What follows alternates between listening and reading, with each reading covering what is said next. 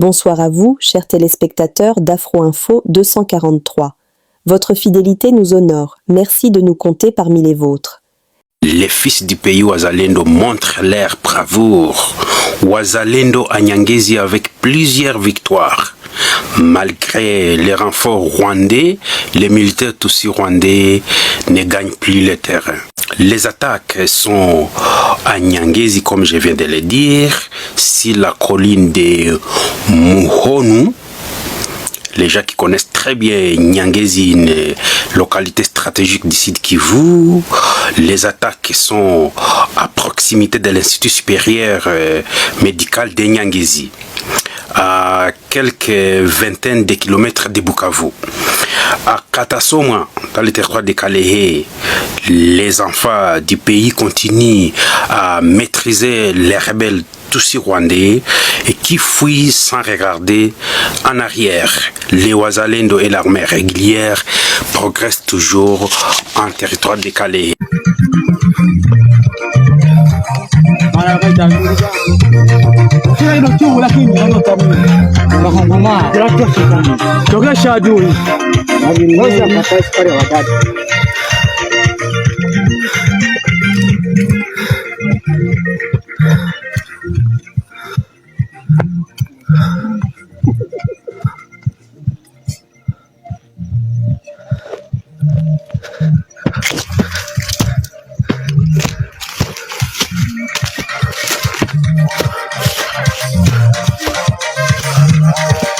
Guerre du M23.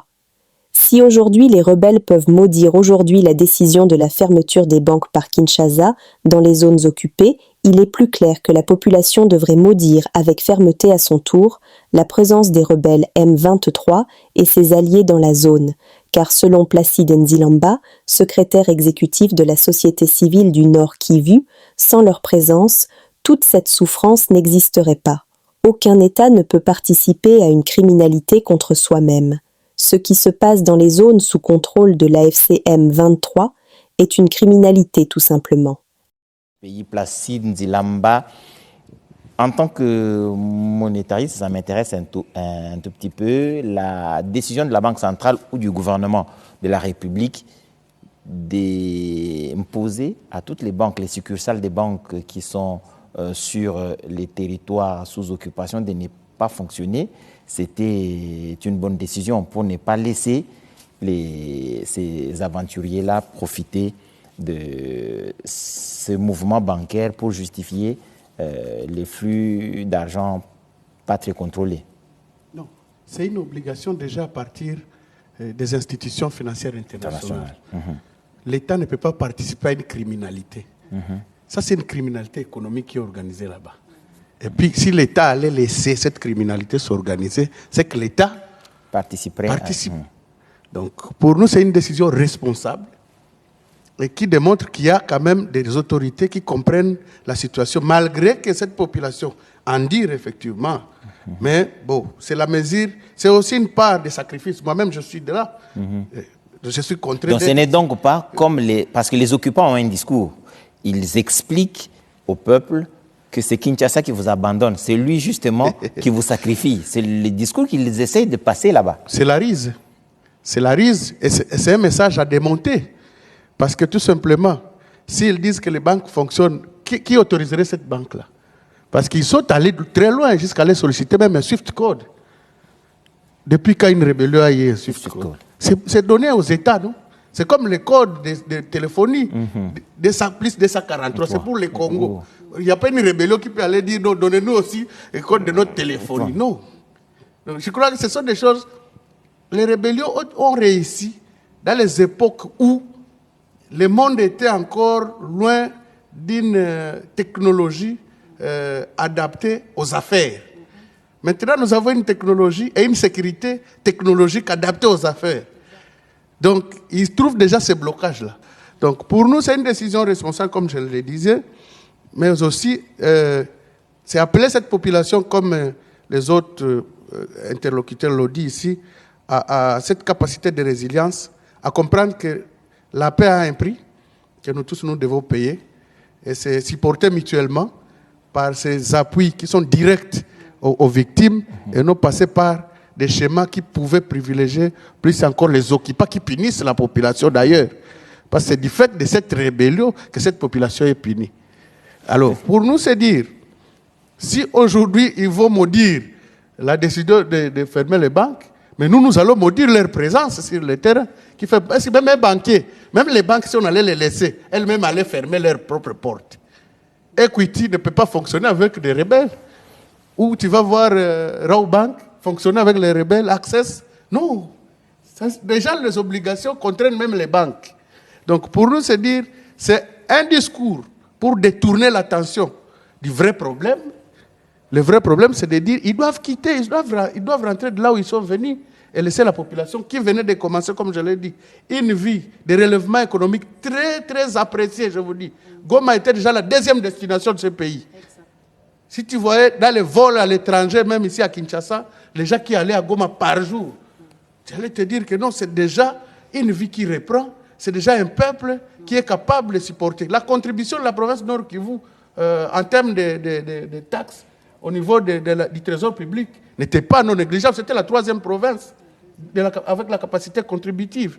Donc pour nous, c'est dire il y a vraiment un allié économique qui est en difficulté, comme les autres l'ont dit, et qui doit être épaulé.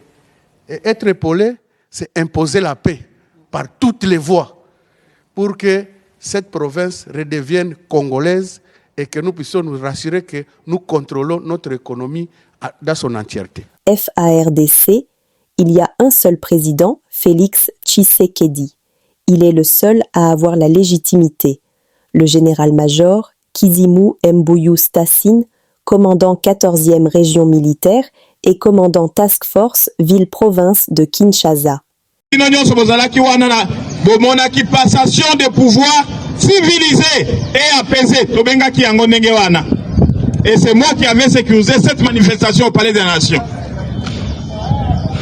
Et en plus, Yende Azali na légitimité. C'est ça, je pense. La légitimité vient du peuple. Est-ce que tu Kani?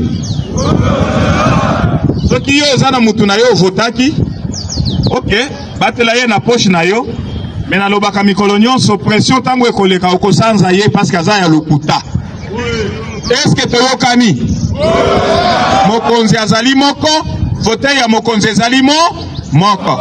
Pe batangeli bibino mokonzi ya mboko. Tout le reste qui font de bruit là, tout le reste là. Bazo ça la folklore. Oyo yokaka ke makelele ya rigorodo e kopekisa te ngombe komela nini? Est-ce que ligorodo ezo sala makelele na mai ngombe akobanga komela mai? Ah voilà, Osukiwana. Kinshasa. Le général-major Stassine Kizimu Mbuyu présente le colonel Désiré Moumeza, le commandant du bataillon PM. Alors, n'a présenté Bino, commandant bataillon PM. Azali Kobiengama,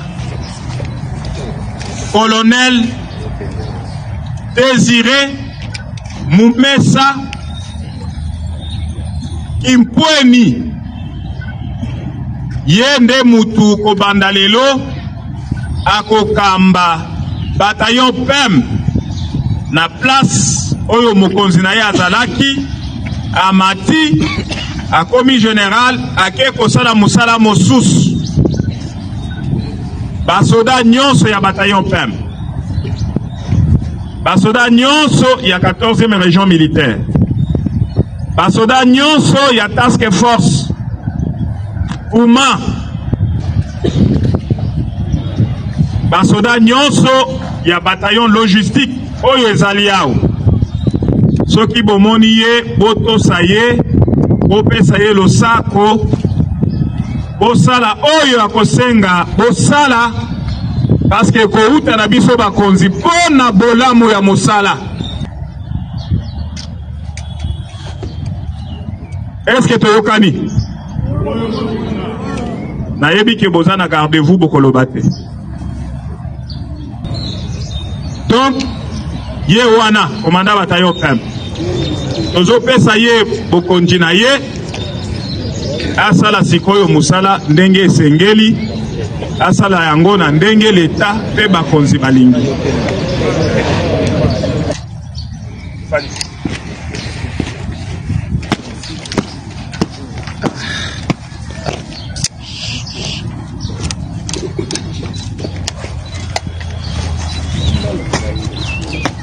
Colonel Désiré, à moi.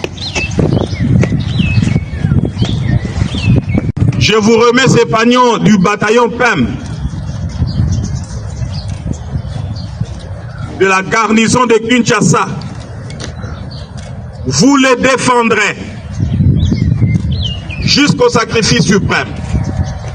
Vous le garderez jalousement et vous le préserverez pour l'intérêt du bien de service et de la sécurité de la nation. Je vous les donne à ma qualité du commandant 14e région militaire et commandant en place.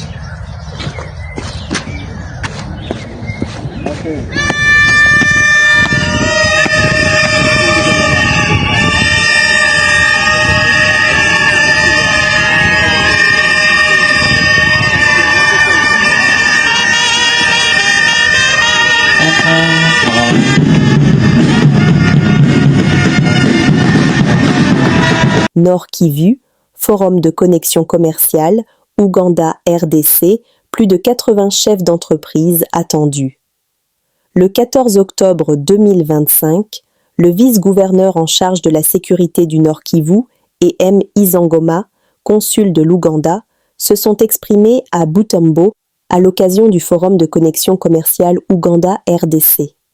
Une visite a été effectuée sur le site Horizon de l'UCG, qui accueillera ses assises prévues du 16 au 19 octobre, où plus de 80 chefs d'entreprise ougandais sont attendus.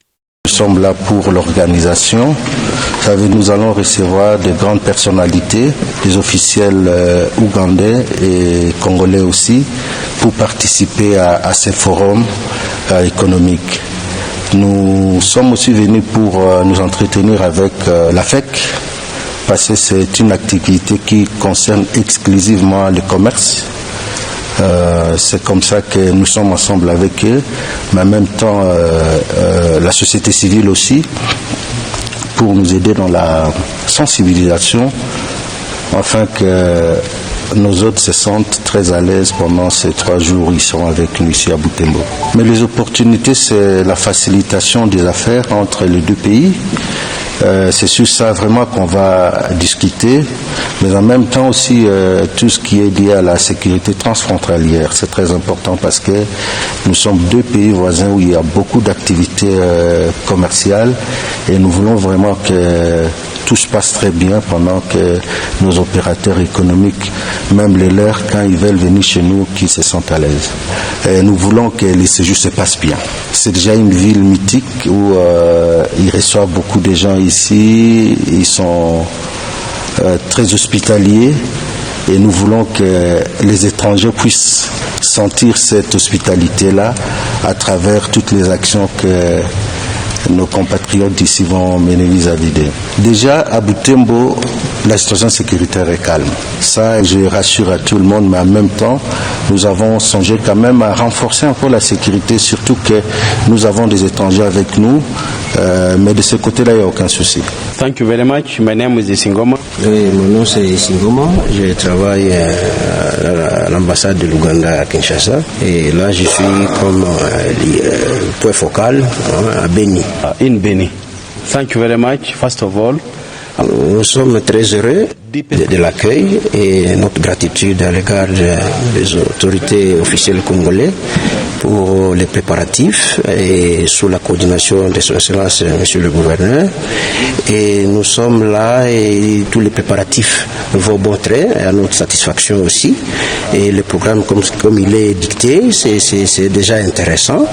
Et nous pensons qu'à l'ouverture des travaux, des séances et les échanges entre les deux communautés communauté, businessmen, to businessmen, et ça va encore effectivement booster ce qu'a été notre vision toujours dans le partage entre communautés, et il estime que ça va encore effectivement réveiller les opportunités, parce qu'il y a aussi l'exposition de biens et articles qui peuvent intéresser les uns et les autres, et aussi les opportunités d'affaires, parce qu'on peut même aller vers les joint ventures, et donc il est très content d'être là à premier, et il estime que la délégation va arriver et tout pourra se passer très bien. Et il est vraiment content d'être parmi vous, et il est toujours disposé, et ça va me renforcer les aspects sécuritaires par rapport au climat et à l'attente de la communauté qui nous entoure, dont nous sommes responsables, nous deux. Uganda, and also the Ugandan seeing what is available in Congo and how that matchmaking. Nous sommes arrivés à la fin de cette édition. Merci à vous de nous avoir suivis jusqu'ici. Si vous avez apprécié ces contenus, n'oubliez pas de vous abonner à notre chaîne, d'activer la cloche de notification pour ne rien manquer de nos prochaines vidéos. Likez et partagez cette vidéo. On se retrouve très prochainement. À bientôt.